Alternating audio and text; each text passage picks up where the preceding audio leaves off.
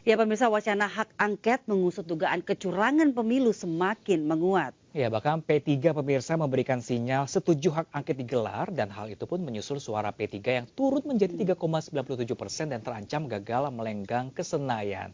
Dan untuk membahasnya lebih dalam pemirsa mengenai hal ini, sudah bergabung bersama kami ada Ketua Pusat Bantuan Hukum Indonesia, ada Bang Julius Ibrani. Kalau selanjutnya ada Ketua DPP Partai Perindo, ada Bang Michael Victor Sianipar. Halo, selamat pagi Bang Julius, Bang Michael.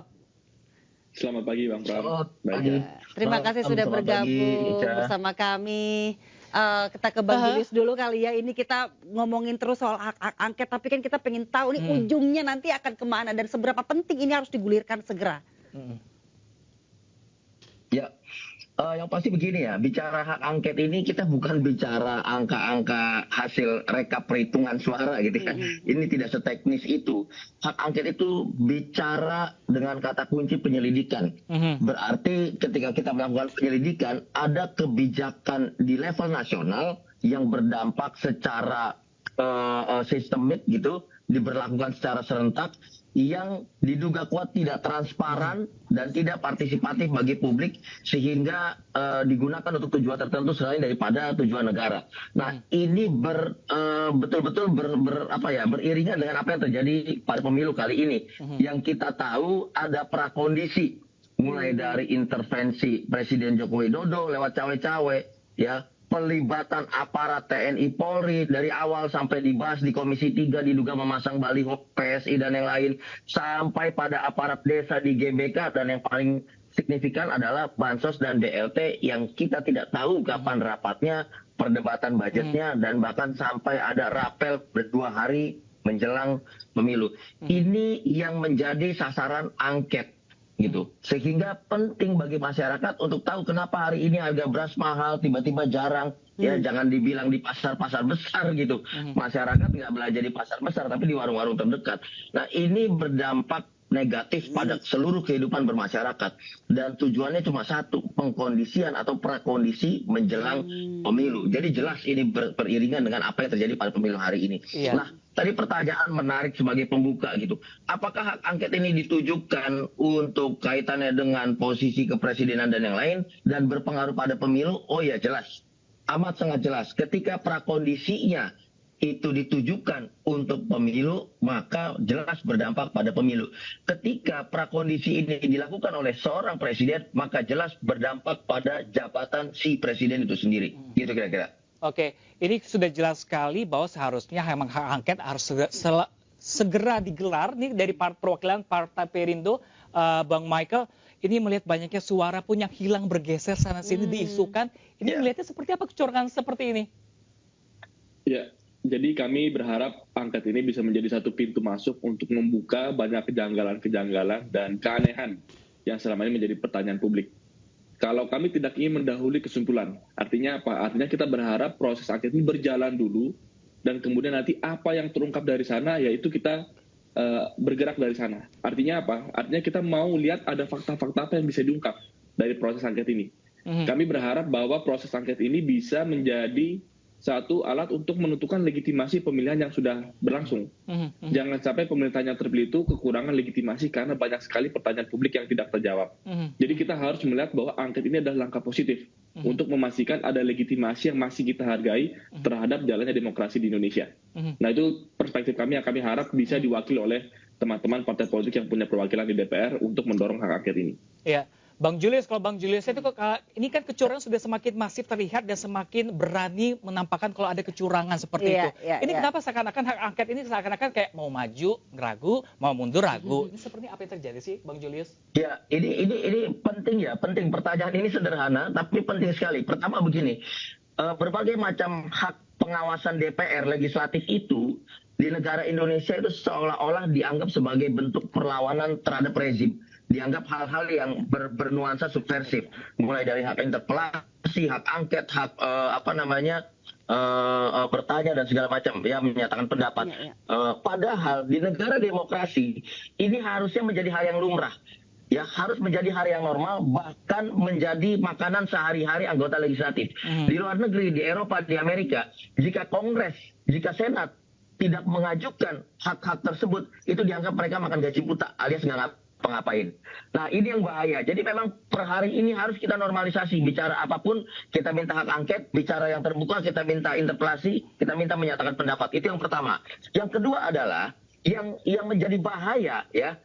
Tadi jawabannya Bung Michael bagus, pasti normatif. Tapi saya pikir perlu diperkuat dengan statement PBHI bahwa begini.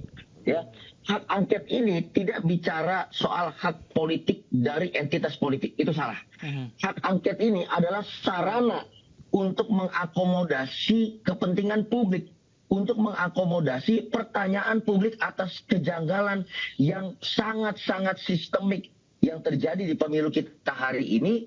Bukan hanya soal penggelembungan suara, bukan hanya soal pergeseran suara dan surat-surat yang lain, tapi soal bagaimana menciptakan kondisi sebelum pemilu dengan mengerahkan keseluruhan infrastruktur dan pejabat negara. Di situ letaknya. Jadi ketika ada 1-2 anggota legislatif lah atau politisi bicara hak angket, saya bisa pastikan ada jutaan warga masyarakat yang mendukung pundak dari si anggota legislatif atau politisi itu. Jadi kalau Bung Michael hari ini bicara dia mendukung hak angket dengan segala prosedur dan mekanismenya, tentu saya akan katakan di balik pundaknya Bung Michael itu ada jutaan masyarakat korban yang mendukung gerakan Bung Michael itu. Gitu kira-kira. Baik, sekarang juga kita sudah bergabung ada Mas Ahmad Baidowi, ini Ketua DPP P3. Selamat pagi, Mas Ahmad Baidowi. Ini bagaimana tanggapan Anda melihat suara PSI yang meningkat dan ada juga mungkin sudah tahu bahwa ada laporan kehilangan suara yang dialami oleh P3? Ya, kalau kita melihat data Sirekap KPU memang terjadi anomali. Anomali misalkan dalam waktu 1 hari ada kenaikan 19.000 suara. Itu oke lah teman-teman PSI selalu berdalih itu asumsi. Tapi kan kita ngecek lapangan, membandingkan data yang diserekap dengan hasil salinan yang dipegang masing-masing partai. Ambil contoh, di salah satu TPS yang sudah viral di mana-mana itu, ada salah satunya di Jawa Timur, di Kecamatan Ranuyoso, di hasil itu 1. Tapi di Sirekap 53. Nah, ini kan bukan asumsi, ini fakta kan. Kalau hanya 1 TPS mungkin benar salah input. Tapi kalau banyak TPS memang disalahkan untuk input, kan kira-kira begitu. Nah, maka kemudian kami tegaskan kepada KPU, tolong Sirekap itu benerin. Kalau enggak hentikan karena itu sumber kegaduhan. Karena apa? Hasil pemilu itu bukan Sirekap. Hasil pemilu itu penghitungan secara berjenjang. Nah, dalam penghitungan secara berjenjang itu memang ada ketidaksesuaian antara data yang di lapangan dengan Sirekap. PKPU mengatur apabila terjadi ketidaksesuaian antara Sirekap dan hasil manual, maka yang dirujuk adalah hasil manual. Pertanyaannya kemudian, seberapa banyak orang yang mempertanyakan itu dalam setiap penghitungan? Nah, yang ada di masyarakat hari ini seolah-olah Sirekap itu dianggap itulah hasil pemilu. Kenapa? Masyarakat tidak bisa disalahkan. Karena yang mengeluarkan Sirekap itu lembaga resmi bernama KPU yang menjadi penyelenggara pemilu. Maka kami datang kepada KPU, tolong itu hentikan, kalau atau setidaknya diperbaiki, di hold sementara waktu sampai data-data benar-benar valid. Hari ini rekapitulasi kabupaten sudah banyak yang selesai. Dari kemarin sudah mulai rekapitulasi provinsi. Tetapi anehnya, kenapa data masih 65%? Kan begitu pertanyaannya kemudian. Nah, Bang Ahmad, ini kan sudah kejanggalan, sudah sangat terlihat jelas. Nih kalau dari arah P3 sendiri ini, apakah sudah menentukan sikap untuk mendukung hak angket atau seperti apa?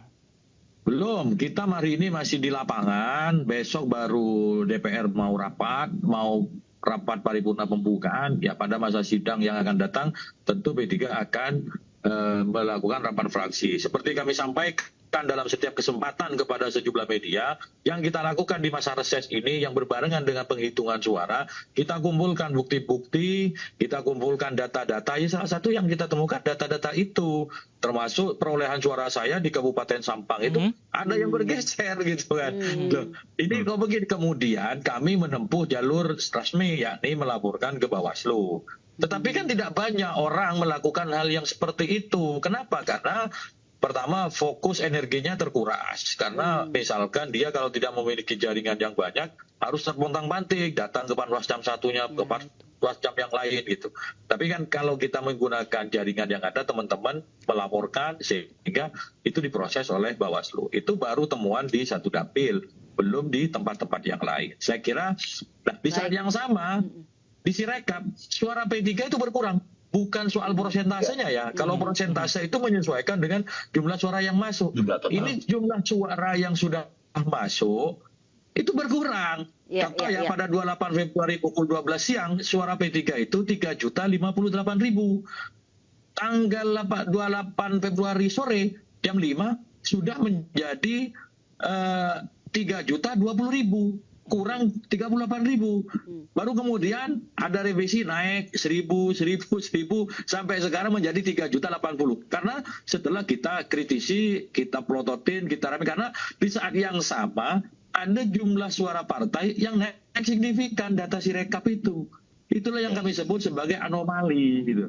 Baik, kita ke Bung Michael Sianipar. Ini kalau dari pengakuan Mas Ahmad Badawi dalam ini internal ya. Betul. Ini bagaimana kalau temuan dari tim Perindo sendiri? Pastinya juga banyak caleg-caleg Perindo yang merasa suaranya berkurang. Bagaimana ini, Bung Michael?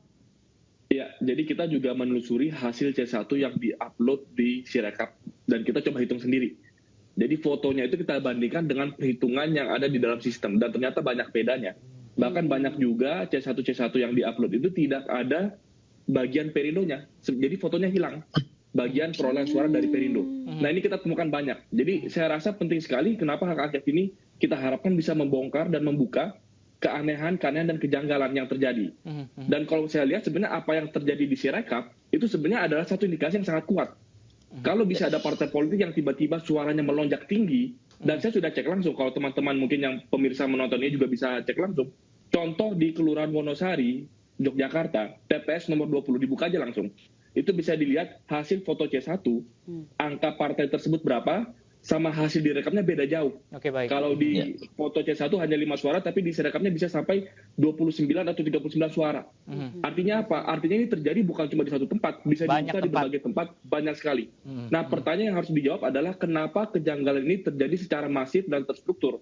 Apakah ini salah input, atau ada satu unsur kesengajaan? Dan kalau ada unsur kesengajaan, ini adalah tindak pidana yang serius. Karena ini adalah mencuri suara dan memanipulasi suara, tindakan pidana kriminal. Baik, Bang Julius, ini kecurangan sangat masif dan sangat terlihat jelas. Apakah memang satu-satunya cara hanya melalui hak angket atau ada cara lain?